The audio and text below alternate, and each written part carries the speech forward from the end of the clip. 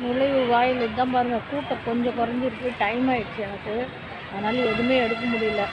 இப்போ போய் வாங்க அம்மாவை தரிசனம் செய்யுங்க, அம்மா ஆசீர்வாதம் நம்பினோர் கை விடுவதில்லை. யாராக இருந்தாலும் நம்பினவங்களுக்கு தெய்வம், நம்பாதவங்களுக்கு தெய்வம் கிடையாது. வெளியில் வந்து பார்த்தா மூலஸ்தானம் அப்படியே தெரியும்.